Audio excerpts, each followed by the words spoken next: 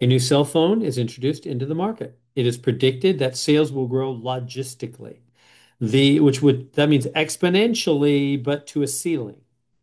The manufacturer estimates that they can sell a maximum of 80,000 cell phones. So a lot of things in the real world grow logistically, which means they take off at first, but then they kind of max out at a certain level. The most, you can't sell 10 cell phones to every person. Everybody probably wants one at maximum. So the population is going to be your max. After 25,000 cell phones have been sold, sales are increasing by 2,000 phones per month. Okay. So what does that mean? So that's logistic. The key word here is logistic growth. Okay, so we have an equation. Here's the notes. Here's two versions of the logistic equation, and there's the solution. And so what are we going to do? Let's go to find the differential equation describing the cell phone sales, where y is the number of cell phones in thousands sold after t months. So dy dt. Well, that looks a lot like dp dt. So there's what we need. How are we going to use that? Let me bring that down. dp dt is rp 1 minus, yeah, so we got, so dp dt is rp. Getting that right? Oh no, r over k. R over k. Oh wait, I'll do this one. Rp 1 minus p over k. Rp 1 minus p over k. There's two versions. I think we'll use this one. Let's see. How are we going to do it? Well, maximum of 80,000. That's our K. That's the carrying capacity. And by the way, they want these in thousands. Yes, this number of cell phones in thousands. So I'll just do 80. 80 means 80,000. So K is 80. So I got that. So what's R though? I need R. How am I going to find R? Well, they tell me that after 25,000 cell phones have been sold, so when the population of cell phones sold is 25,000,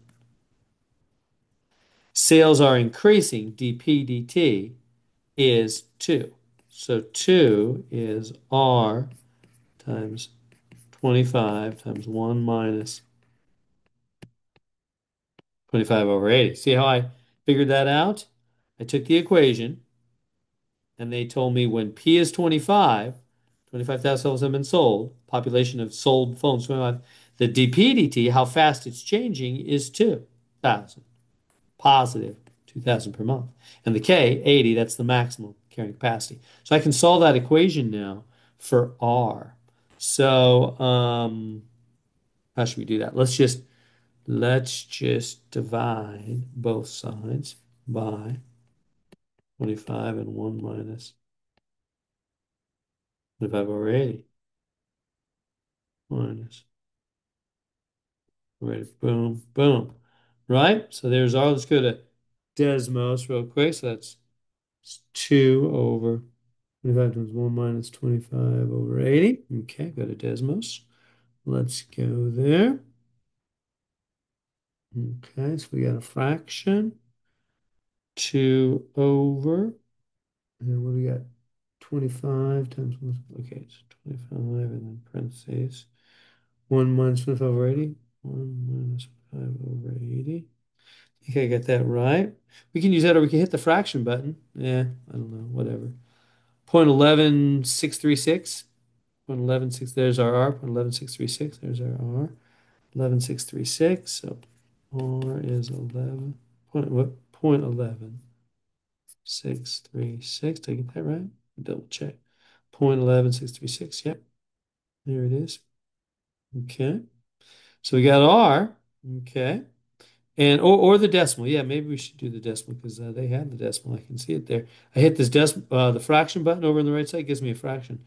32 over 275. 32 over 275. If you want that version instead.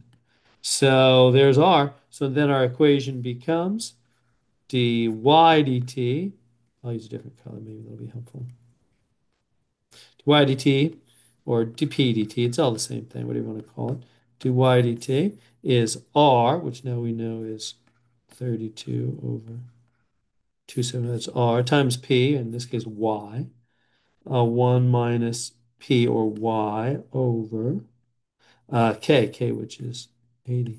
And there it is. Here's they did it. They did it two different ways. There's another way you can do it, but there it is. There's our answer. So just by comparing to the equation, the logistic equation, we can figure everything out. And there we go.